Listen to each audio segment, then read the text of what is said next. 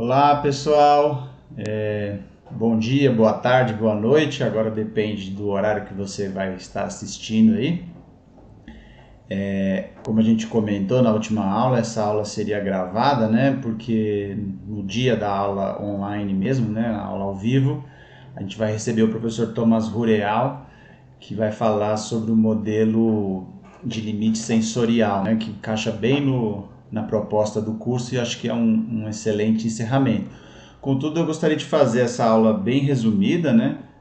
Porque eu acho que dá uma visão geral do que foi discutido no curso. Obviamente, a ideia não é repetir todas as informações, porque cada aula tem os detalhes necessários, mas aqui é de fazer uma visão geral, né? A gente começou vendo o todo, aí foi para cada ponto específico, e agora acho interessante a gente retornar e ver o panorama geral do que foi abordado. Então, essa aula vai ser bem curtinha e ela trata da resposta integrada de todos os sistemas que nós vimos, né, durante o curso. Então, nessa aula o que a gente vai olhar, né?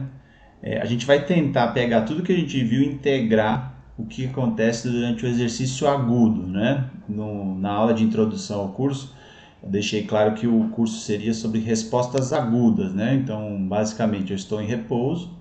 O que acontece se de repente eu começar um exercício? Quais são as alterações fisiológicas, principais alterações fisiológicas que acontecem para dar conta dessa nova situação, que é o organismo em esforço, né? Então a gente falou sobre o sistema nervoso, sobre o sistema muscular, sobre o sistema ventilatório, sobre o sistema cardiovascular e sistema endócrino. Então nós passamos por todos esses sistemas. E agora a gente vai ver de forma sintética como que todos esses sistemas se ajustam quando começa o exercício, né? Então, essa foto aqui eu acho que resume bem o que a gente tem que olhar durante o exercício. Essa é uma foto da Marcela Lima, que também faz o curso aqui, aluna da graduação da UTFPR, e ela preparou essa figura para um artigo nosso, mas acho que se encaixa bem aqui no curso. Então, o que mostra nessa figura, né? Mostra o cérebro, que é o sistema nervoso, a medula, né, que não está muito clara aqui, mas ela desce aqui a medula espinhal. Então, o cérebro e a medula espinhal, né, o córtex e a medula espinhal compõem o sistema nervoso central. Aqui a gente consegue ver o pulmão e o coração, que são dois órgãos importantíssimos que compõem o sistema ventilatório e cardiovascular. A gente tem aqui o músculo esquelético ativo, no caso o quadríceps, e a gente tem aqui músculos também expostos nos membros superiores, que são músculos inativos, né, que não estão diretamente envolvidos na atividade. Então, o que a gente começou falando no curso, né? Que todo movimento começa em centros motores do cérebro. Então, a gente viu áreas de planejamento, que a gente falou, né? Área suplementar, área pré-frontal, área pré-motora, desculpa, e a área suplementar, que planejavam esse movimento, né, que organizavam o movimento que ia ser feito. E aí esse planejamento era transmitido para o córtex motor. E esse córtex motor, então, era responsável em transmitir sinais para a medula, né? A gente viu que o trato córtico-espinhal é o principal trato que leva a informação do córtex motor para a medula. Então, basicamente, o sinal deixava o córtex motor aqui e descia pelo trato córtico-espinhal pela medula, que retransmitia esse sinal para um motoneurônio, ou seja, a medula se conectava com o músculo ativo por um motoneurônio, e esse motoneurônio então levava o sinal para excitar as fibras musculares, né? Excitar as fibras musculares significa sinal para que o músculo esquelético contraia. Então a gente dedicou 2 aulas para explorar esse mecanismo. Nas aulas subsequentes, a gente falou de sistema ventilatório e cardiovascular, e uma coisa que a gente notou é que uma cópia desse sinal que desce do córtex motor para a medula e da medula para o músculo esquelético, uma cópia desse sinal é passada para centros que ficam aqui, na foto não aparece, né, mas do tronco encefálico, que é onde está o centro vasomotor e o centro de regulação da respiração. Então, uma cópia desse sinal motor do córtex, né, vai para esses centros. E por que essa cópia é importante? Porque essa cópia que chega nesses centros, né, no centro respiratório e no centro vasomotor, eles vão fazer com que a gente ajuste tanto a nossa ventilação, que é o volume de ar que vai circular nesse pulmão, e aí a gente viu que isso depende da quantidade de ar que entra em cada respiração, que é o volume corrente, assim quanto o número de vezes que a gente respira por minuto, que é a frequência respiratória. Então, uma cópia disso serve para aumentar a nossa ventilação. Assim como uma cópia também serve para aumentar o débito cardíaco. E o débito cardíaco a gente viu que depende de... O que é o débito cardíaco? Né? A quantidade de sangue que vai circular por esse corpo em 1 minuto. E isso depende também de 2 fatores do coração, né? Um é o ritmo cardíaco, ou seja, quantas vezes o coração bate por minuto, e a outra é quanto de sangue que esse coração consegue ejetar por minuto. Ejetar por contração. Vou fechar a janela aqui que está chovendo. Então, quando esse córtex motor manda um sinal para o músculo esquelético e ao mesmo tempo uma cópia para centro vasomotor e centro respiratório, esse aumento na ventilação e esse aumento da circulação no sangue tem 2 propósitos. No caso da ventilação, é para aumentar a captação de oxigênio, né? A gente vai precisar ventilar mais para conseguir captar oxigênio, já que o músculo está consumindo muito oxigênio porque entrou em exercício. E além de captar mais oxigênio, o sangue também precisa chegar nesse músculo, então por isso que o aumento no débito cardíaco é importante. Então tanto o pulmão quanto o coração aumentam a sua atividade por sinal, por comando do córtex motor também, fazendo com que a gente capte mais oxigênio e mais oxigênio chegue no músculo ativo. A gente viu também que uma parte disso pode ser obtido por causar vasoconstrição em vasos que estão levando sangue para áreas ou para tecidos que podem momentaneamente ficar com menos oferta de sangue. Então, por exemplo, aqui o músculo inativo ele pode receber menos sangue, de forma com que o sangue seja direcionado para o músculo que está ativo, no caso, nessa foto, o quadríceps. Tá? Então, no primeiro momento, o córtex motor aciona não só o músculo esquelético, como também os músculos respiratórios e também o músculo cardíaco, né? Fazendo com que aumente a captação de oxigênio e a oferta de oxigênio para o músculo ativo. E num segundo momento, o que acontece? Esse músculo que está ativo, começou o seu processo de contração, ele começa a degradar ATP e começa a ter uma série de alterações metabólicas dentro desse músculo, né? A gente viu lá, começa a degradar fosfocreatina, aí então vai começar a acumular creatina, vai começar a acumular fosfato, vai ter produção de lactato dependendo da duração do exercício, aí vai alterar o pH. Então, essas alterações metabólicas que acontecem na fibra muscular, elas vão disparar sinais aferentes, né? E são metaboloreceptores, ou seja, os receptores sensíveis a alterações metabólicas, e também a própria deformação da membrana, alteração mecânica, vai acionar mecanorreceptores. Esses sinais metabólicos mecânicos são levados, né, para a medula espinhal pelos nervos 3 e 4, os nervos sensoriais 3 e 4. E esses sinais aferentes eles vão para centros superiores, né, eles vão subir para o sistema nervoso, para áreas corticais. Mas uma parte desse sinal atinge o centro respiratório e o centro vasomotor. Com que objetivo isso, né? Bom, se está tendo alterações metabólicas no músculo esquelético, esses sinais chegando em centro respiratório e vasomotor é uma sinalização para que haja um novo aumento na ventilação e no débito cardíaco. Para quê? Para aumentar a oferta de oxigênio para esse músculo esquelético, né? O fato de estar tendo alterações metabólicas é o principal sinal de que precisa chegar mais sangue com mais oxigênio nesse músculo ativo. Então, se no primeiro momento o córtex motor ele aciona os sistemas centrais, né, sistema ventilatório e cardiovascular, num segundo momento os nervos aferentes contribuem para esse ajuste, né, aumentando um pouquinho mais a ventilação, um pouquinho mais o débito cardíaco. Isso cria uma espécie de sintonia fina, onde a utilização de oxigênio do músculo ela vai estar equivalente à oferta de oxigênio para esse músculo, né? E para isso existe esse mecanismo de feedback. Então assim há um ajuste do sistema ventilatório e cardiovascular.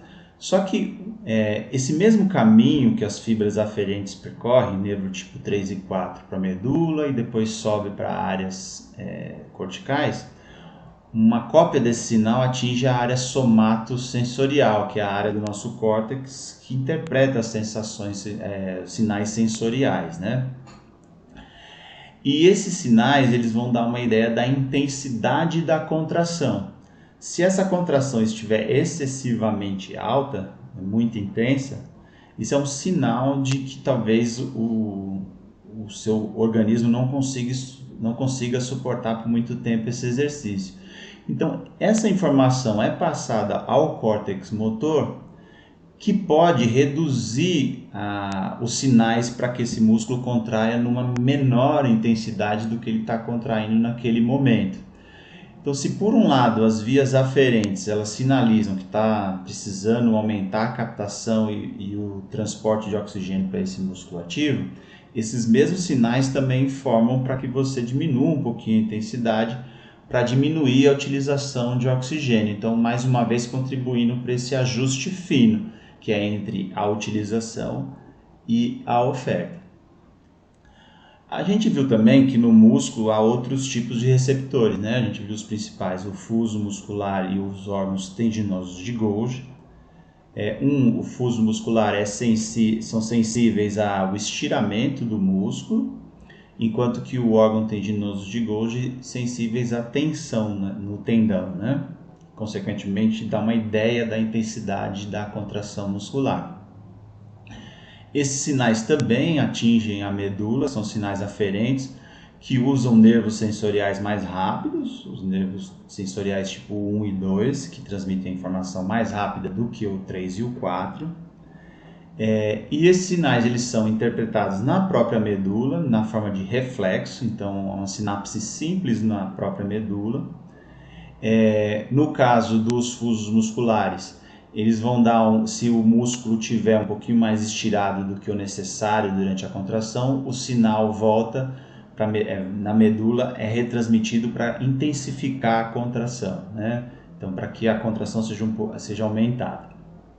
Se os órgãos tendinosos de Golgi disparam, sinal de que está tendo mais tensão do que deveria, então o sinal é de relaxamento, de uma contração menos intensa.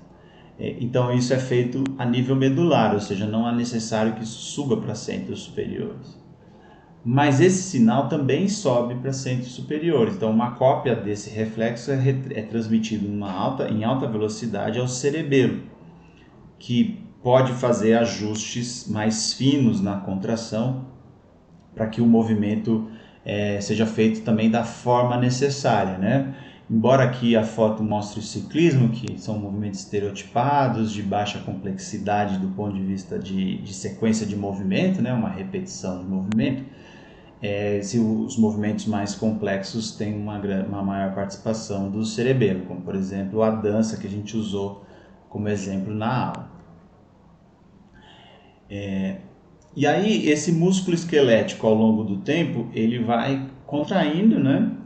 Existe esse ajuste que a gente comentou, né? De oferta de oxigênio pelo sistema ventilatório e cardiovascular, tanto pelo córtex motor quanto pelas vias aferentes. E esse músculo vai consumindo, ele vai precisar consumir substratos para gerar ATP para contração. Então as reservas de ATP que nós temos no músculo, Elas são reservas limitadas, suficientes para uma, duas contrações no máximo, e que, portanto, esse ATP vai precisar ser ressintetizado constantemente para que esse movimento possa continuar. Então, esse músculo vai demandar os principais substratos de ressíntese de ATP. Basicamente, o músculo consome 3 tipos de substratos. Os ácidos graxos, né, que podem vir dos triglicerídeos que estão dentro do próprio músculo, quanto dos triglicerídeos do tecido adiposo, né? Então, a degradação de triglicerídeos gera ácidos graxos. Então, esses ácidos graxos podem vir do tecido adiposo ou já está ali dentro do próprio músculo. Glicose é outro substrato que o músculo utiliza para ressíntese de ATP, e aí essa glicose ela pode estar vindo do glicogênio muscular, ou seja, o glicogênio que está dentro daquele músculo, ou pode estar vindo do glicogênio hepático, que está dentro do fígado, né? Que vai liberar essa glicose na forma de glicogênio na corrente sanguínea, né? Vai ser a glicose sanguínea vinda do fígado. O fígado ainda tem o potencial de fazer o que a gente chama de gliconeogênese, né? Ou seja, formar nova glicose, formar a glicose a partir de substratos que não são carboidratos. E o músculo ainda pode usar alguns aminoácidos na oxidação, né, para gerar ATP. E a gente falou que isso acontece só em casos mais especiais, né? Se você tiver por um jejum muito prolongado, ou for um exercício muito longo, extenuante, isso pode acontecer, mas assim mesmo, perto de gordura e perto de carboidrato, a contribuição é bem baixa. Bom, e para ofertar esse substrato todo para esse músculo esquelético, né, para que esse músculo tenha esses substratos disponíveis, a gente precisa da ação do sistema endócrino. Então, como é que o sistema endócrino sincroniza a oferta desse substrato para atender a demanda do músculo? Então, existem vários hormônios que aumentam durante o exercício, né? Então, o hormônio do crescimento, o GH, o glucagon, o cortisol, adrenalina e noradrenalina. Todos esses hormônios aumentados, eles vão ter como consequência duas coisas. Um aumento da lipólise no tecido adiposo, que é a degradação dos triglicerídeos, de forma com que os ácidos graxos fiquem livres para ir para a corrente sanguínea e, portanto, ser levado ao músculo ativo. Por isso se chama ácidos graxos livres, quando eles estão livres no sangue.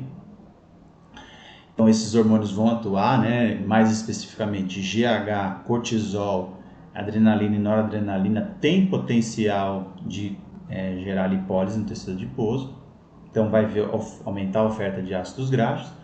Assim como no fígado vai haver dois processos. Um é o processo de glicogenólise, que nada mais do que a degradação do glicogênio hepático, formando glicose livre, que vai cair na corrente sanguínea para que o músculo possa usá-la, né?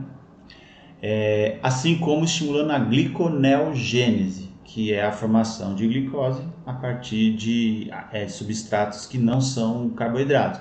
Por exemplo, usando o glicerol da lipólise, né, que foi liberado na corrente sanguínea junto com os ácidos graxos e que pode ser usado para formar glicose.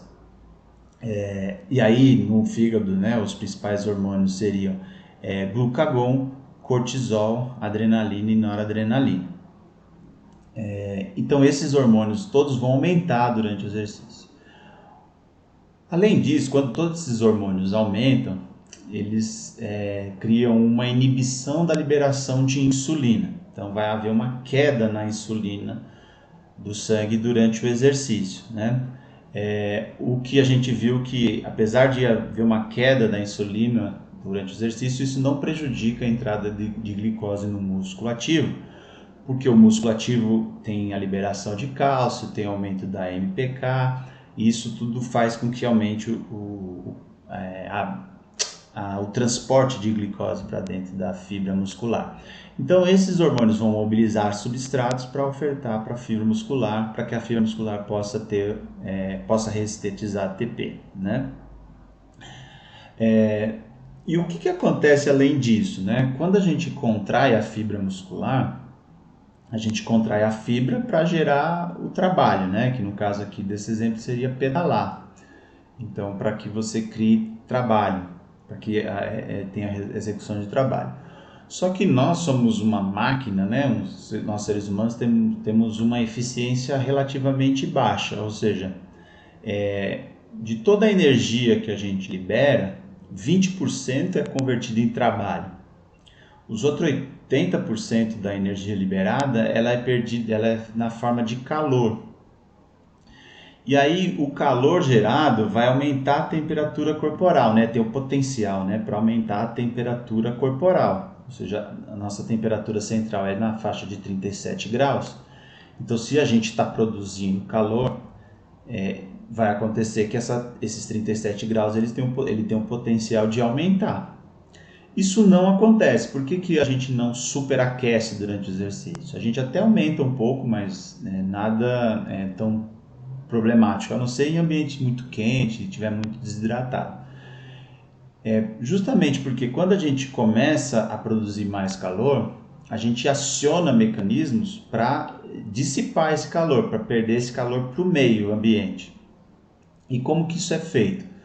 Esse calor ele vai aquecer o sangue e o sangue vai para a pele, e o principal mecanismo de perda de calor vai ser a evaporação, vai ser o suor. A gente vai perder esse calor pelo suor. Então, algo que é extremamente necessário para termorregular esse organismo é a água corporal, porque é ela que vai evaporar, levando esse calor. E aí, o que acontece, né?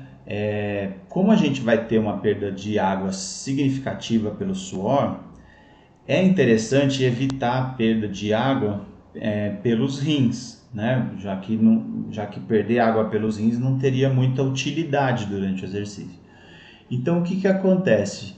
O sistema endócrino ele libera dois hormônios que são hormônios que vão ajudar a reter água, ou seja, vai evitar a perda de água pelos rins. Um é o chamado ADH, que é o hormônio antidiurético, que como o próprio nome diz, ele vai diminuir, ele vai aumentar, né, a reabsorção de água pelos túbulos renais e, portanto, os rins vão eliminar menos água. Essa água vai ficar nesse organismo e vai ser útil para dissipar o calor. Além disso, também existe a liberação de um outro hormônio chamado aldosterona, né, que é liberado devido ao estímulo da renina.